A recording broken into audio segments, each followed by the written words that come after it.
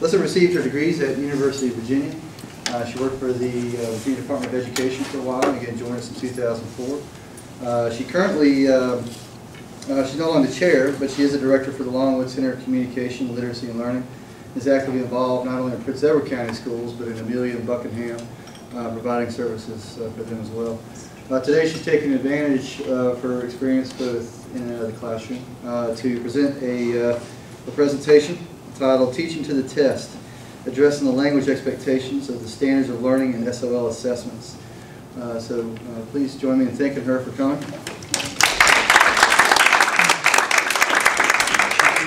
Well, I'm delighted and I'm honored to be here. There are many of you that I don't know because I spend a lot of time over in my little hole. So if you wouldn't mind going quickly around and introducing yourself, that would really help me out. And tell me what department you're from. I'm John Miller in the Department of English and Modern Languages. Shirley Blackwell. I'm Gail Daly, Communication Sciences and Disorders. I'm Rebecca Sturgill, Director of the Learning Center. Ken Tracy, Communication Studies. Susan Lynch, Health, Athletic Training, Recreation, and Kinesiology. Now the longest department name. You win. I'm the R part. Chris Jones, Vet. Peggy Tarpley, Education and Special Education. Chris Galgus, Chemistry. Sarah Porter, also Chemistry. Wade Tanosco, Biology. Robert Smith, English Education. Gina Southall, English Education. Lisa Leggett, English and Modern Languages. I'm sorry, would you do that again? Sorry, Lisa Leggett, I'm in English and Modern Languages. Thanks. Stephanie Butcher, Psychology. Jake Mills, Sociology. Adam Francis, Biology. Tom Ockery, Biology. Donnie Carlson, College of Graduate and Professional Studies. Cheryl Vaughn, College of Graduate and Professional Studies. Jeff Orth, Honors Club. I'm Oni Mackenzie, Associate Dean for Student Affairs. I'm Bob May. I'm retired from the math department. Hang around for fun. What a deal. Susan May, retired from English. Bob Weber, not retired yet, from math and computer science. I'm Brett Simek, I'm from Biology and Environmental Sciences. I am so impressed by the participation by the Sciences and English here. Thank you. And two other people I think joined us. I'm Jeanine Perry, College of Graduate and Professional Studies and College of Education Special I'm Tracy Agee from Communication Sciences and Disorders, and I'm cold. I'm also going to ask you some things about this. How many of you have worked in the public schools at any point in your career? Research, does that count? Sure. How many of you have had children who have been impacted by the standards of learning or standards in some other state? No. Sure. Maybe grandchildren, you can count those if you've gotten involved with your grandchildren. Kind of, you're not sure of that. How many of you have worked with children with disabilities? Okay, if I just talk about children with speech and language impairments, would you have any idea what I'm talking about? Do you have children that you've worked with speech and language impairments? With delayed language processing skills, speech sound disorders, who don't speak clearly, stuttering issues. That's my field. I am a speech and language pathologist. Communication Sciences and Disorders is our program that prepares future speech and language pathologists. It's the science, the anatomy and physiology of how we produce speech, the neurology, the experiences that lead to the production of language, and then of course a whole host of about 9 different types of disorders that we work on. This is an area that I've been interested in because I work as a speech and language pathologist at the State Department of Education during the period when SOLs were introduced. And so I've got the perspective of people who had the grand idea for SOLs, and that they, I think it's an example of one of those initiatives that people came around the idea that we need to do something, and this is the way we need to go, but it's got a lot of unintended consequences. And as Ms. Blackwell said, I think there are a lot of folks that have left teaching in school because they think the advent of SOLs has really taken away their opportunity for creativity. By background, when I was at the State Department of Education in pre-SOL years, we heard numerous stories of the fact that a diploma wasn't the same in Prince Edward County and Fairfax County in Matthews County, that each school district kind of had its own thing that they were doing. We found that classroom teachers were enjoying their own creativity. My sister is a great example of that. She loves to teach about medieval history, and she has a medieval fair.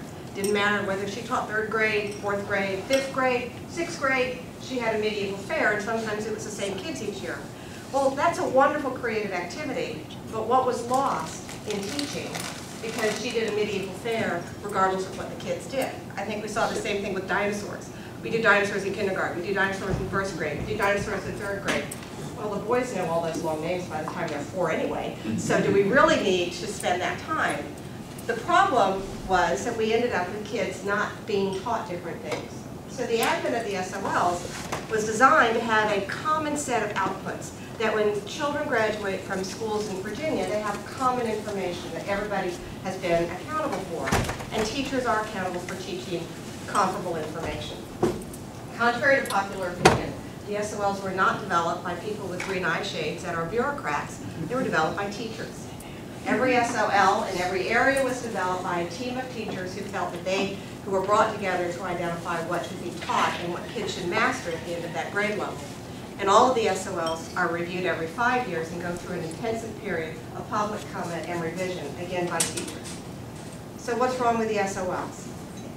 It's so lockstep that you've got to get through all of this. And we all know that not all 25 kids in the same class are coming to us at the same place.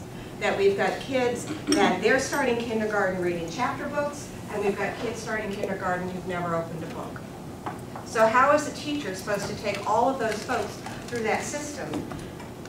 The kids at the top end get bored, the kids at the bottom don't get what they need. So my focus, which drew me to this topic, was the fact that we as speech and language pathologists and special educators were not spending enough time making sure that we gave the kids enough support to help them master the SOLs. That's their job. If I'm working with a person post-stroke who wants to go back and be an inventory clerk again, I'm going to tailor my therapy with that person for that gentleman to be successful as an inventory clerk. I'm going to focus on the vocabulary, the directions, the social skills that they need. As special educators, educators, and speech-language pathologists, our job needs to be to enable that student to exit the system being successful at the SOLs. So that's what got me interested in this particular area of research, which, of course, now I talk too long.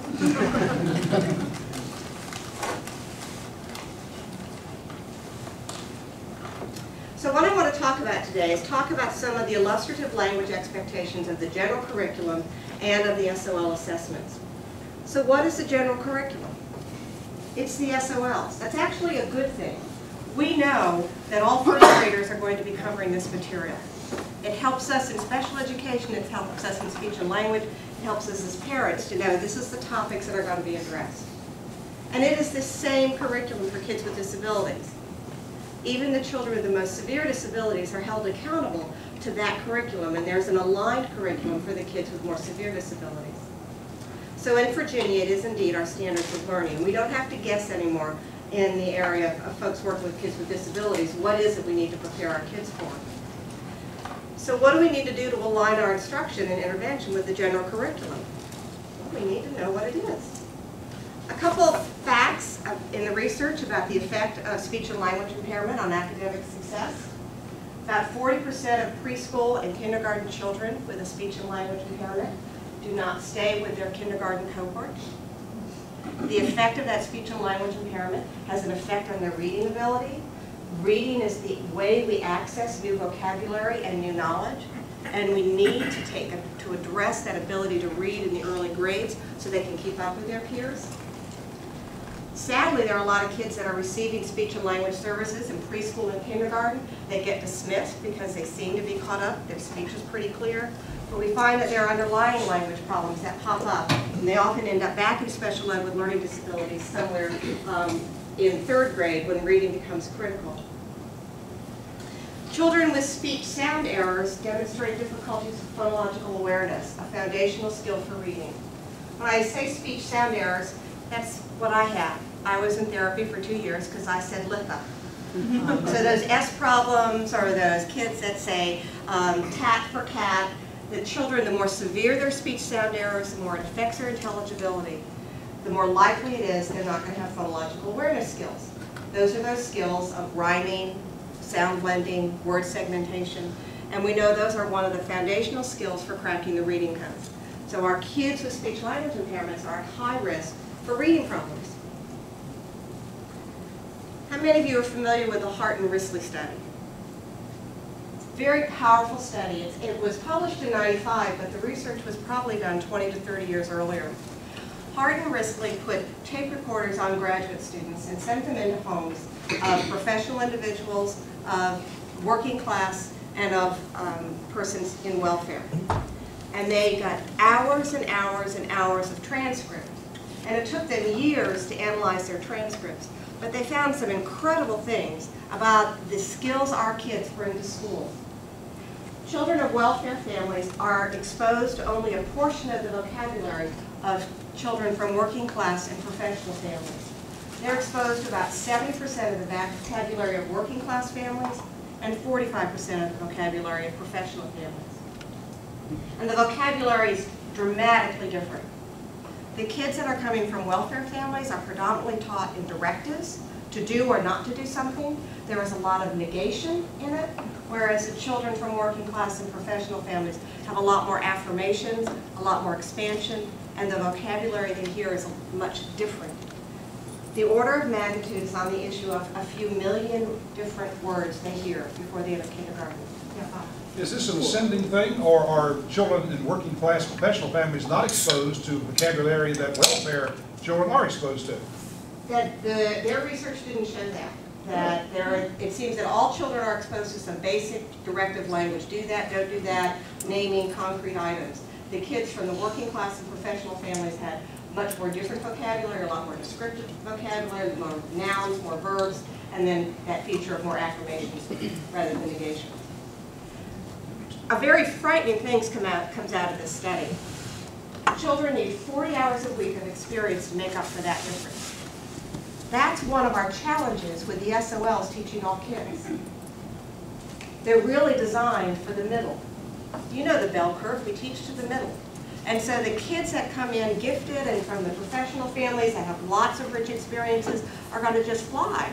Those kids down on that lower end of the bell curve with that limited vocabulary experience are going to be behind the 8 ball from day one.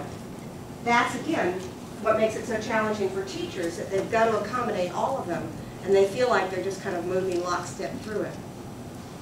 How do we learn new vocabulary? The average child needs 15 exposures for a new word to become automatic. So do we. You know, if I start trying to read any of your chemistry or biology texts, you know, it's going to be a few repetitions before I'm starting to get some of that new words, or some of the new medicines that I hear about, or new diseases. You know, it takes me a while to get those. That 15 becomes pretty constant for all of us. It's estimated kids with language impairments need 50 to 100 experiences with that. So how are we going to take our kids with any sort of language delay and help them be successful in an SOL curriculum? We know that direct instruction in new words enhances their instruction. They have to be specifically taught and given many opportunities for repetition. This is some interesting data about how our vocabulary grows through K-12. In first grade, a lot of different research studies, you can see. There's an estimate that we have to know 2,700 words up to 26,000 words. It's hard for me to kind of pin down why there was such a difference. But clearly we either go from about 2,500 words to 17,000 words over 13 years, or we're going all the way up to 45,000 words. Regardless, we have kids that have to learn 1,000 to 3,000 new words every year. How in heavens do they do this? They do it because mom and dad read books to them. They do it because they get homework that's interesting and mom and dad get involved with them. But those kids that are behind the 8 ball when they start really have a difficult time with this. Our chances of learning a new word from context alone is only 8 to 19%. So if you're only learning a new word by reading it and not understanding it in context, your chance of learning that new word is only about 10 to 20%. So how are we teaching new words to kids? frequently out of context. Years and years ago, when I was teaching at Radford University, we were talking about this issue, and one of my grad students was a speech and language pathologist in a local school. And so she tried this out by teaching the word float, and she had 3 different groups that she was teaching float. One, she just described it, one, she had a picture of a child floating in the water, and one, she brought in a bowl of water and sliced bananas, and the kids sliced the bananas and put it in the water and saw it floated. Which kids remembered float the next week? Clearly, it's the ones that got engaged and got involved with it, that it was more than just hearing the word. If you've got 3,000 new words to learn a year, that's a tough row to hoe if you've got any sort of deficits. And again, your deficits may be disabilities, it may be environmental. Those kids that come from professional families that are cracking the reading code before they start school, they're just flying through there. There's some real differences in how we talk with our kids and how the talk that they have to have in school. Everyday discourse is pretty informal. We have a lot of declarative sentences, factual information. When we're talking with children, we tend to modify the language. If the child's not getting it, we make it shorter, we simplify the words, we provide context, we explain what we're talking about. We don't use a lot of pronouns. We remind them we're talking about Uncle Joe or so forth. We tend to talk about shared assumptions. We're both talking about the same thing. You know, I'm at the Blackwell talk, you know the title, I'm going to be talking about that. You'd be surprised if I went off and talked about the president's speech last week. We tend to have discrete amounts of information. We don't talk about a lot of different topics in a 15-minute informal conversation. And we check for understanding. You do that when you teach, you do that in your family. If somebody's not getting it, you backpedal and you fix it. Ideally, a good teacher is doing that all the time. What's going on in the classroom? We teach to the middle. There's a common language level that we teach to. We often have very complex sentences. We have a lot of compound sentences where we string things together. We have a lot of complex sentences where we have a lot of relative and subordinate clauses. We have a lot of tangents. So-and-so starts acting up. I start to teach you about the water cycle and Johnny over there is acting up, so I interrupt myself and have a conversation with Johnny about his behavior. Or even if I don't talk to him and go stand by him, I interrupt myself. And so that concept of having to deal with 25 kids in the classroom results in a lot of tangential conversation. We assume everybody knows the information. When a teacher starts a new topic, we assume the kids know all the background they need before they can begin. We assume general knowledge. And there is a huge amount of information that is shared in a classroom. One of the things that Peggy and I do when in our classes is we have our students spend time in general ed classrooms. Not because they're going to be future elementary teachers, but we want them to appreciate the language level that's going on in the classroom so they can realize what they have to prepare kids with speech language impairments for. Teachers frequently refer to prior information without checking, or they check the group. And they notice maybe that Chris is a little behind, but I can't stop for Chris because I still have an awful lot of information I need to cover. And language is very decontextualized. We often don't have the here and now. I was at Mono Tolliver's STEM workshop last week for part of it. And one of the key speakers, the first speaker, was talking about how most science is taught in school is taught by lecture and by textbook. And so how are these kids understanding science concepts if they are not touching it and feeling it? Why is it there's so much information they've got to cover in such a short amount of time that we aren't taking the time for them to explore it? This one is designed for speech language pathologists, but I had to throw it in. If we don't keep in mind what kids have to know, how do we tend to teach them? Well, we might start out by saying, what is it that I want to teach? My sister with her medieval Renaissance festival. She loved doing that. The kids had a great time. What are the things that I think are appropriate? Well, you know, I don't know about you, but haven't you worked with people where you really wonder why have they chosen this as something to teach? And that's one of the advantages of the SOLs. When I worked at the Department of Ed, I did a lot of work with technical assistants in school divisions.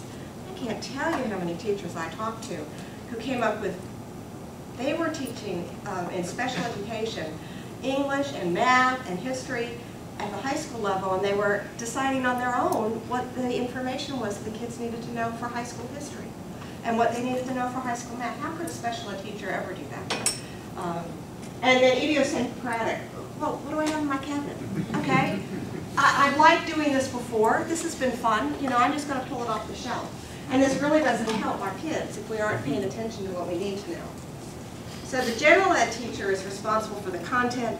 All of the specialists, whether they're the reading specialists, the special ed specialists, the speech and language, need to be relying on content to instruct.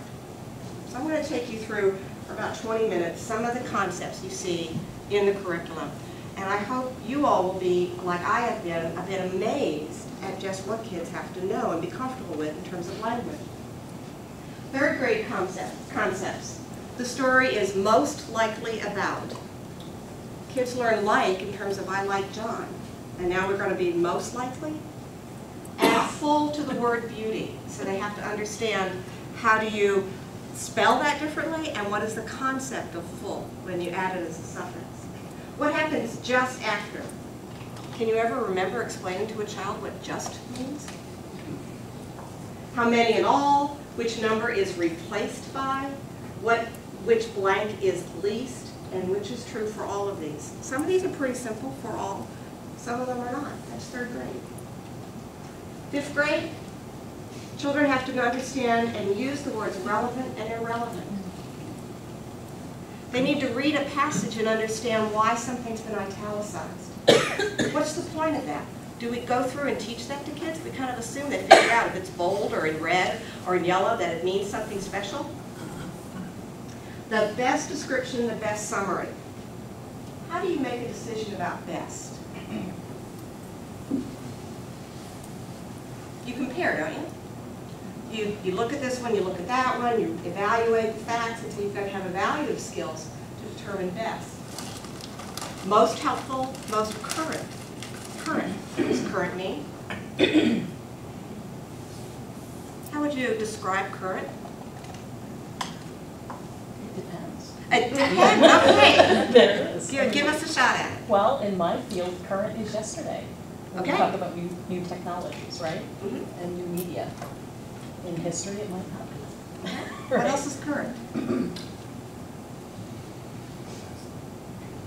I think the word now comes to mind. Okay. What else is current? Electricity. Electricity. There's a current in electricity. I'm sure some of you biology people have dealt with currents. Liquids. You know, so we've got vastly different views of current. And they've got to know all of those definitions and figure out which one I'm applying here. If they just did their electricity unit, that's going to be a stumbling block. The main idea, the main purpose, which of these is not? Double negatives, we use a lot of double negatives in Believe It or Not, and that's a challenge for kids to figure out what is really the not, the negative. And subject-verb agreement is a huge challenge. Don't you have challenges with your college students?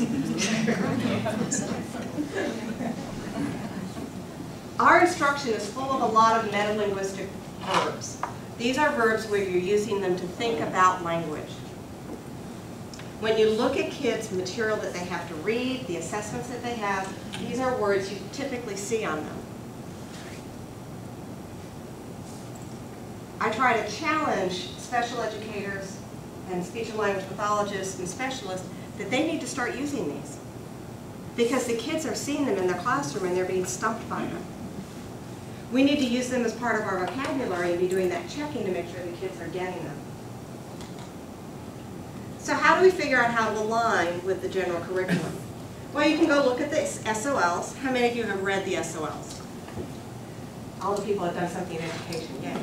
I encourage you, as you have kids entering school, to read the SOLs for that grade level. It is a wonderful blueprint for you to know what they're going to be taught this year and how you can support them. There is a curriculum framework. It's on the Department of Ed website. How many of you looked at that? Yay. It's developed by teachers, for teachers, and gives you an idea about what, it kind of unpacks it.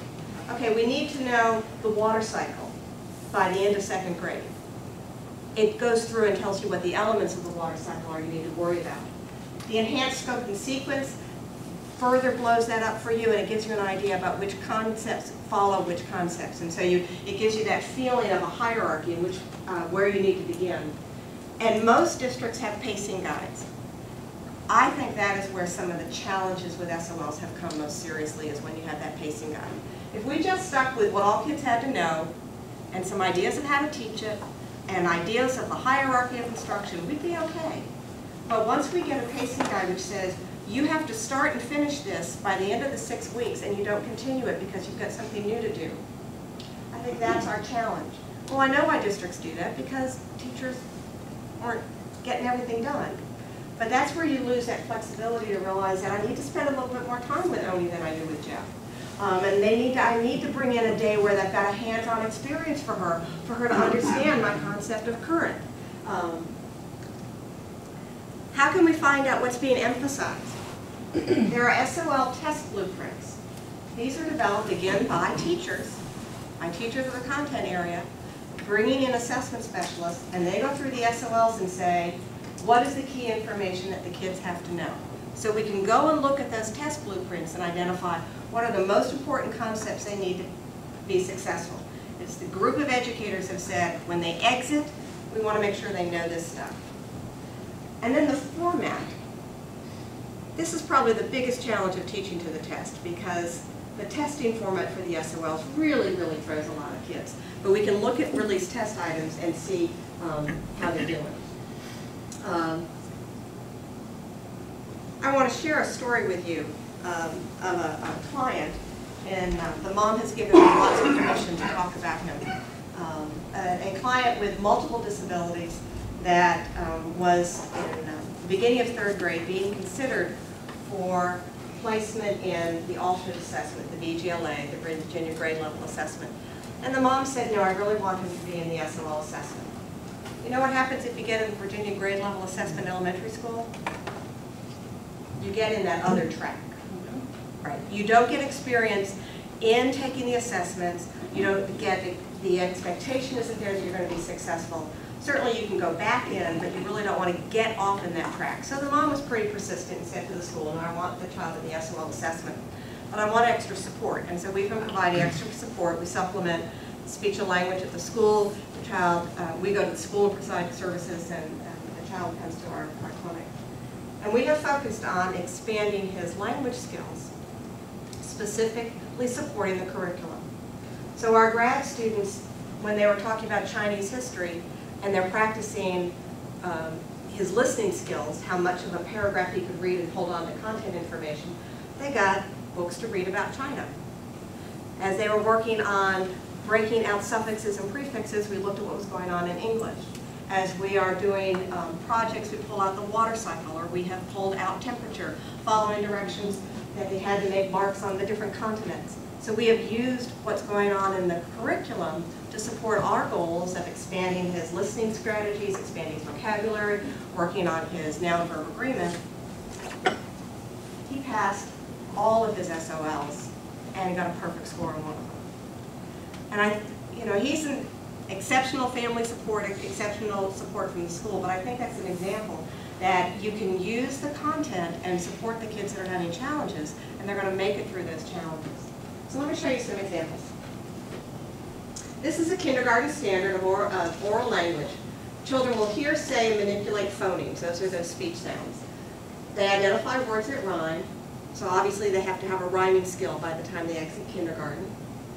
They identify words that have shared beginning or ending sounds, so they have to listen to words and identify that there are sounds in different places. They have to put sounds together to make syllables. They have to be able to separate them into the speech sounds. And they have to divide words into syllables. But it's not just in language. In health, community, health, and wellness, we see children will identify expectations for personal behavior in school and social settings.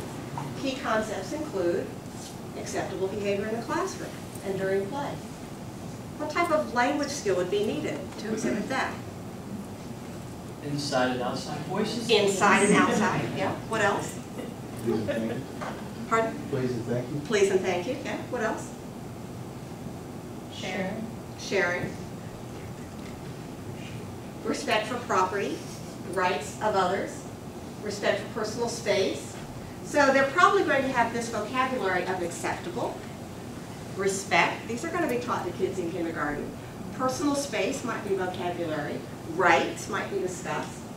Now we've got double meaning for space. So personal space is one thing, but outer space is something else. Right? He has a right to sit there. He has a right to have his book, Johnny. Well, right is this hand. And then pragmatics, it's the area of language which is social communication, where you know how you interact with different people in different situations. So they have to understand these appropriate behaviors. Math. We have geometry in first grade, you know. I do know. Yeah. I'm not very good at it. They will describe proximity of objects in space. So clearly all of this vocabulary is vocabulary kids have in first grade. And probably most of the kids of the families in this room have them in first grade because we talk about them. So clearly they have to know those concepts, but again we've got a double meaning there of space. Second grade math, calendar language. Today, yesterday, next week, last week. Okay. How many of you tried to have conversations with kids, kindergarten and under, about first, last week, this week, month? What happens? Nothing. Nothing. We talk about solar systems. Exactly. There's a reason we don't do this till second grade. They don't have the cognitive skills to hold on to the abstractness of the past and the future. But associated with these concepts, obviously that vocabulary, earlier, later, they have to have some sort of subject-verb agreement that helps them code that was yesterday, it is tomorrow. So in addition to having the vocabulary word, they have to have the syntax which goes with that. English grade 2. Knowledge of prefixes and suffixes. I don't know about you, but I'm still learning prefixes and suffixes now. I mean, if you try to do any sort of medical terminology, a lot of it is comparable, but some of them aren't. Okay. Contractions and singular possessives. So clearly, morphology is the area of language, is just those parts of speech, the S of plural, the S of a possessive, the S marking he walks. Beginning of prefixes and suffixes like un is one of the most often used prefixes. Contractions.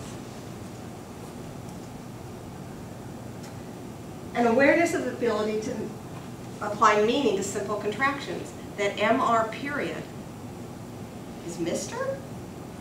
And we've been working with them on their phonological skills in terms of sounding out words. And MR period is Mr. And so this is introducing that whole new concept of abbreviations. Synonyms and antonyms. By second grade, kids are using synonyms and antonyms. And it's not just the concept of opposite and similar. They're using these words. Their teachers are going to be using these words. So what good does it do if we take the child that's a little bit behind and we just say, well, it's the same or it's different, when they're hearing the word synonym and antonym in the classroom?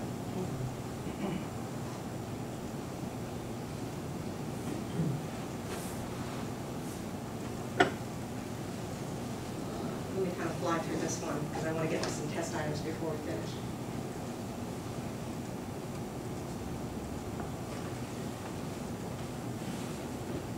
Let me mention this one. The student will use effective oral communication skills in a variety of settings. They present accurate directions to individuals, and they contribute to group discussions. This is that area of pragmatics. You know, all those weird little kids that, you know, just have a real difficulty participating in groups. They probably have a pragmatic deficit. So clearly part of that is sequencing the directions and following along, but using appropriate register. Identifying that I'm going to talk differently with the teacher than I do to the kid next to me, then to my mother, then to the principal. And we all know those kids that just don't get it. They're going to say something completely inappropriate when the principal walks in to the kid next to them. How does that impair them in their mastery of the SOLs? Even though it's not tested, it's one of those things we expect kids to master by the end of 4th grade.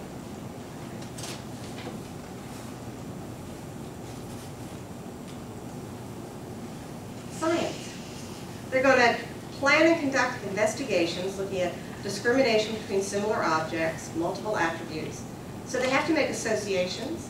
They have to be able to relate science terms to measuring weight, measuring distance. They have to be able to, again, talk about future. Then we have to be able to gather that together and summarize it in a succinct fashion. Let me go to my slide sorter.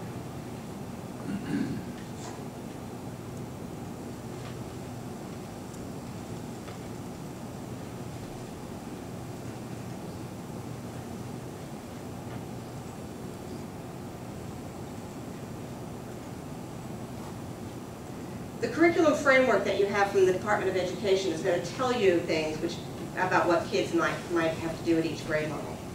And it will break out the standards for you and give you things like this, which tell you the things that kids need to know and to be successful. And I think, again, it's valuable whether you are a teacher or whether you're a parent to be familiar with that. Okay, the assessment blueprint. This is the blueprint which tells us what are we testing in the SOLs. Sorry, let me go back. This will tell you what information is included from that grade level, what is not included. So that tells us that a group of teachers decided that was not the most important thing that the kids had to learn at grade level. And subsumed, which means what did we assume they learned the prior year or prior years. We're not exactly testing it, but we assume it's part of their repertoire of skills.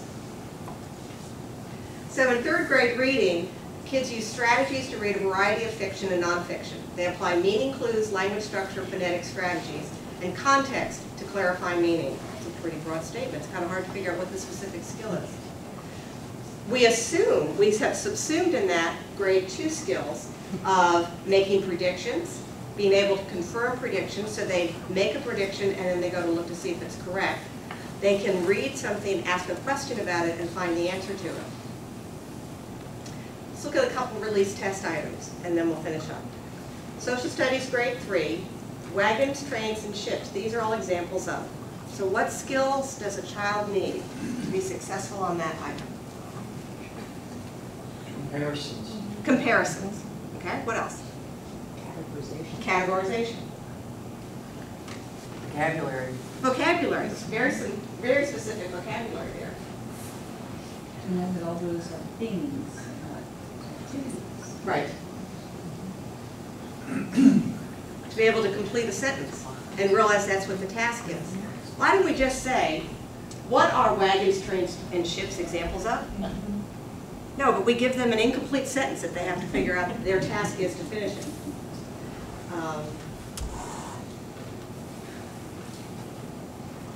Which of the following describes the motion of the earth? So what do they have to know to be successful on this?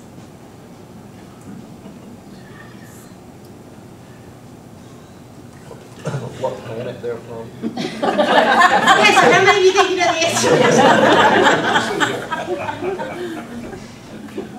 You have to be able to connect the picture with the words. You have to be able to gather information from the picture that supplements the question. What else? And axis. I mean, you Yeah, have to have axis. How about that for definition of a axis. word? Yeah. Yeah. You have to know what all those motion words mean. And the differences between rotating and revolving. Uh-huh. And some things How would that you teach rotate the difference also between bind. rotating and revolving? Yeah, I had the child, we did this with our child who passed the SOLs. We spent a lot of time on rotating and revolving for third grade. And he spent a lot of time rotating and revolving. And there's some really complex concepts in here, the present progressive ing and the obligating the use of the present participle, which are complex concepts. All right, how about this math question? What do they need to know to be able to answer this one? Place value. Numbers are too high. Place Robin? value. No, I think the numbers are too high for a third grader to deal with, I would think, but. And that's this challenge, that all teachers have kind of their own view about what kids need to know, and it's sometimes a struggle to say, all right, I can live with the fact that another group of third grade teachers felt that this was important.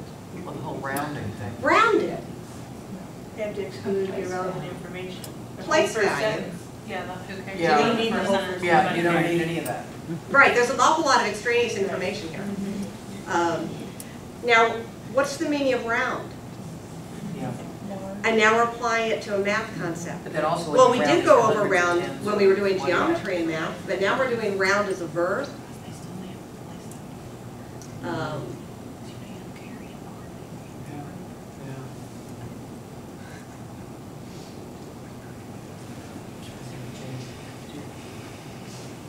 How about this one?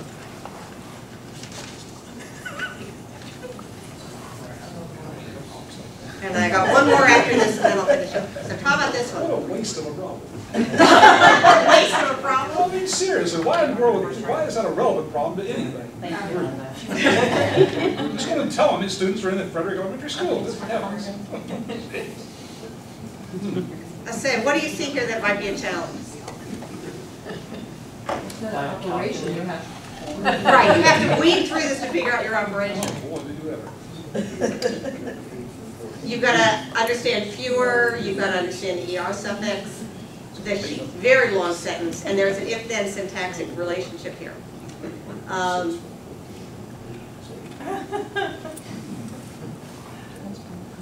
did you know your 5th graders are doing nuclear versus differentiating between nuclear, chemical, and electrical? Let me go to the, well, I thought I only had one more. Let me go through this real quickly for you. Okay.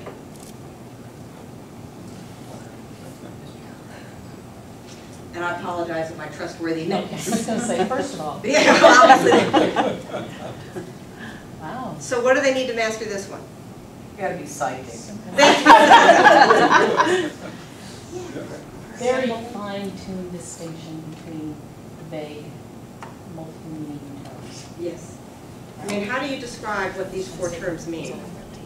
And then and this is something 9th graders have. And not only that, they have to really have an understanding of why this was so important in World War II. I mean, this idea that, why was it, how did it relate to each of those things? So it wasn't just knowing those particular words. So civics and economics, but this is something where you need to know information from another content area.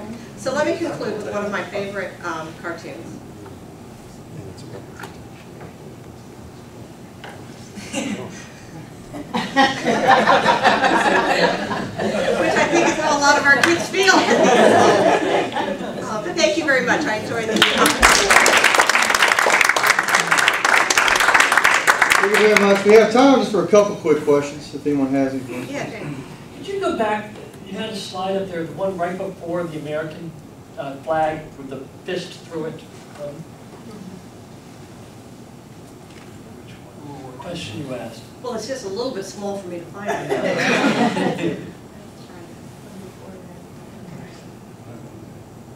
This one? No, the one you asked us.